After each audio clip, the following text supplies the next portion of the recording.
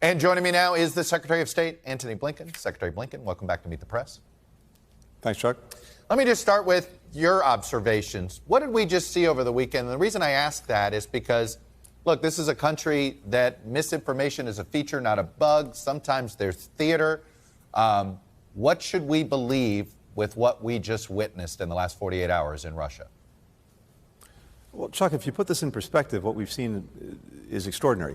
Think about it this way. 16 months ago, Russian forces were on the doorstep of Kyiv in Ukraine, believing they would take the capital in a matter of days and erase the country from the map as an independent country. Now, what we've seen is Russia having to defend Moscow, its capital, against mercenaries of its own making. So in and of itself, that's extraordinary. And in so doing, we've also seen rise to the surface profound questions about the very premises for this Russian aggression against Ukraine that Prigozhin surfaced very publicly, as well as a direct challenge to Putin's authority. So I think we've seen more cracks emerge in the Russian facade. It is too soon to tell exactly where they go and when they get there. But certainly we have all sorts of new questions that Putin is going to have to address in the weeks and months ahead. What was amazing is what wasn't said. Vladimir Putin didn't blame the West for this. Didn't blame it during his very strident speech, nor after the fact. What do you make of that? It's hard to put myself in Putin's head or Prigozhin's for that matter. And keep in mind, both individuals are responsible for terrible acts committed against the Ukrainian people. Also, in the case of Wagner, in country after country in Africa, wherever Wagner goes, death and destruction and exploitation follow. But I think it does point to the fact that this is an internal matter. This is a challenge coming from within to Putin, and that's where his focus has been. Our focus is resolutely and relentlessly on Ukraine, making sure that it had what it needs to defend itself and to take back territory that Russia has seized. The President brought together the National Security Cabinet. He brought together our key allies and partners to make sure that the unity of purpose, the unity of action that we've had with regard to Ukraine remains, and it does. The president of Belarus apparently mediated this. That seemed startling because this is somebody that is portrayed by many Western analysts as simply a puppet of Putin. Puppets don't often mediate their puppeteers here. So what do you make of this? Are we underestimating Belarus here? I think it's important for us not to speculate, and I suspect that we'll learn more and more in the days and weeks ahead, including the actual details of whatever deal was struck.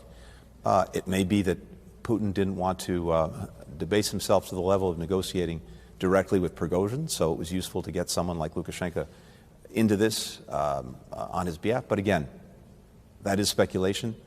We want to avoid that. We want to focus on the facts, and we want to keep the focus on Ukraine. There were some reports over the weekend that U.S. intelligence analysts seem to think something was up.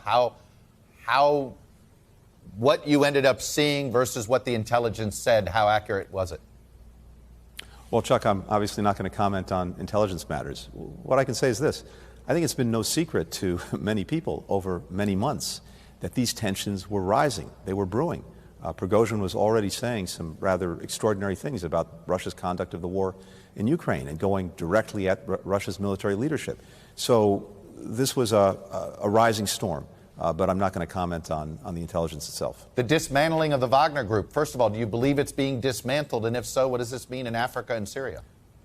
Too soon to tell. We'll see if this means that Wagner forces are coming out of Ukraine. I mean, the very fact that over the weekend Wagner forces were coming out of Ukraine and going into Russia and toward Moscow, in and of itself is extraordinary. But where this goes, whether those forces remain in Ukraine, whether they become integrated into the regular Russian military, what it means for Wagner in Africa, too soon to tell. But the fact that this is at the least an added distraction for Putin and for Russia, I think is to the advantage of Ukraine. It continues to move forward with the counteroffensive. These are early days, but they have in hand what they need to be successful. It's going to unfold over weeks and even months. But this just creates another problem for Putin. And keep this in mind too, Chuck. This is just the latest chapter in a book of failure that Putin has written for himself and for Russia. Economically, militarily, its standing in the world, all of those things have plummeted. We have a united NATO that's stronger than ever before, a Europe that is weaning itself off of Russian energy, Ukraine that Putin has managed to alienate and unite at the same time. Now, with trouble brewing from within, this, as I said, just adds more questions that he has to find answers for. I know that with no changes to their nuclear posture, was there open communication on that front, military to military, on the nuclear issue over the weekend or not? Chuck, I'm not going to get into what diplomatic or other communications we had with Russia, but of course, we're very focused anytime there's instability in a major country like Russia, particularly one with nuclear weapons.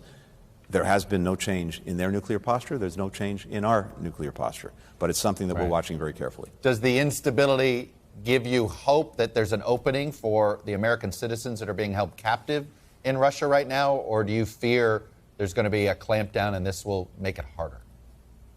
I don't want to speculate on that. We're, as always, regardless of anything else that's happening, intensely focused on making sure that we do everything possible to bring home Americans who are unjustly or arbitrarily detained, including in Russia. That focus will remain. Does this go to full speed ahead for the Ukraine counteroffensive? Is this a moment of opportunity?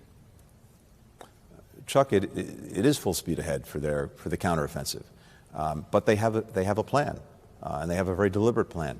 They're prosecuting that plan, and we have more than 50 countries that continue to support them in that effort to make sure that they have everything they need to do as well as they can in taking back the land that was seized from them by Russia over the last 16 months. That is in train, but it's going to take some time, weeks, maybe even months. There are very strong defenses that the Russians have built up in recent months that the Ukrainians are working their way through. But at the end of the day, the bottom line really is this, and it's the reason that Ukraine will prevail. This is about their land. This is about their future. This is about their freedom, not Russia's. And that is, in a sense, the real difference maker that you're going to see unfold. We originally booked you to talk about your China visit. That's why you were to come on. I want to ask you, within 24 hours after you leave China, President Biden refers to Xi Jinping as a dictator, and the Chinese government chose to be offended. And the reason I word it that way is they didn't have to. We know this. A lot of times countries allow, domestic rhetoric is domestic political rhetoric. We ignore rhetoric sometimes with countries overseas. Why do you believe the Chinese decided to be so publicly angry over this comment? Chuck, I can't put myself in their minds. What I can say is this. I went to China at the president's instruction to try to bring a little bit more stability to the relationship. We have an obligation to responsibly manage that relationship. China does as well, and we hear that from countries around the world. And restoring strong lines of communication, making sure that we can talk directly about the many and profound differences we have, as well as looking for places that we might be able to cooperate, that's important. And I think we put that in train. But part of my visit was to tell them very clearly that we're going to continue to do things, and we're going to continue to say things that you don't like or won't like, just as you're doing things and saying things that we don't like. But we have to work our way through them. So no apology for the dictator comment is coming? Again, I've been very clear that we will continue to do as we've always done, which is to stand up for our interests, stand up for our values, and say what we think. And at the same time, again, they're doing the same thing. Are we going to prevent China from having a military base on the island of Cuba? We have been not only looking, but also engaging in a number of countries over the last couple of years where China is trying to get a foothold. And we've been engaged diplomatically in a number of places. And we've had some success in either preventing that, delaying that, or turning that around. We continue to do that. I've raised that directly with my Chinese counterparts. They know where we stand on that issue. I noticed you say you raised it with your Chinese counterparts.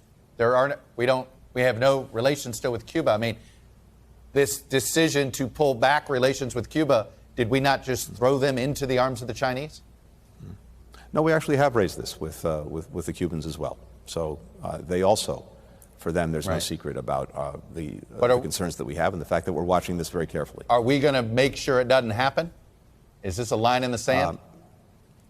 Again, we've made clear that this is a real concern. And as I said, in a variety of places where China's tried to get a foothold militarily or with intelligence, we've been not only looking at that, we've been taking action to try to push back, and we've had some success. All right, Secretary Blinken, Secretary of State, I know it was a long weekend. Appreciate you coming on and sharing. Thanks, Chuck. Good to be with you. Perspective. Thank you, sir.